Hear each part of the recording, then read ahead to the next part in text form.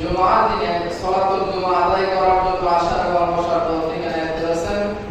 সেজন্য সেই মহান আল্লাহ সুবহানাহু ওয়া তাআলার দরবারে আমরা সকলে শুকরিয়া আদায় করি আলহামদুলিল্লাহ। অসংখ্য গণিত সালাত এবং সালাম বর্ষিত হোক আমাদের প্রিয় নবী বিশ্ব নবী, মানবতার মুক্তির দূত, যার আদর্শের অনুসরণ অনুকরণ করার মধ্যে দুনিয়া এবং আখিরাতের সমস্ত কল্যাণ, সমস্ত খায়ের, সমস্ত মঙ্গল, সেই নবী মুহাম্মদ রাসূলুল্লাহ সাল্লাল্লাহু আলাইহি ওয়াসাল্লামের প্রতি আমরা সংক্ষিপ্ত আকারে সালাত এবং সালাম পেশ করি। আল্লাহুম্মা সাল্লি আলাইহি আল্লাহুম্মা বারিক আলাইহি। আজকে আমাদের আলোচনার বিষয়বস্তু হচ্ছে তাকওয়ার ফজিলত। তাকওয়া কি এবং তাকওয়ার ফজিলত কি, এই ব্যাপারে কোরআন এবং সুন্নাহ থেকে দলিল ভিত্তিক আলোচনা করার চেষ্টা করব। ওয়া তাওফিক ইল্লা বিল্লাহ, আলাইহি তাওয়াক্কালতু ওয়া ইলাইহি উনীব। ভাই দুই একটা সালাত করে বসে।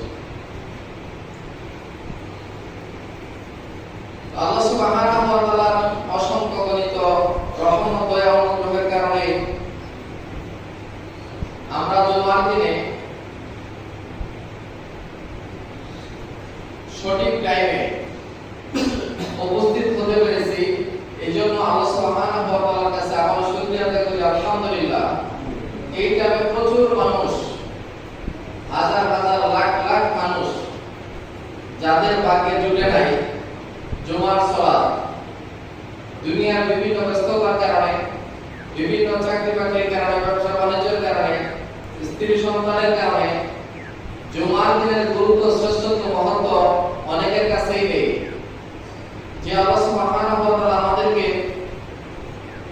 দুনিয়ার সমস্ত ব্যস্ততা, জোর ঝামেলা পিছনে রেখে আল্লাহ সুবহানাহু ওয়া তাআলার মহান আহ্বানে আল্লাহ সুবহানাহু ওয়া তাআলা আমাদের এখানে আসার এবং কোরআন এবং সুন্নাহর কিছু গুরুত্বপূর্ণ বাণী পেশ করার বা শোনার জন্য যে আসার তৌফিক এনায়েত করেছেন, সেজন্য আবার শুকরিয়া আদায় করি আলহামদুলিল্লাহ।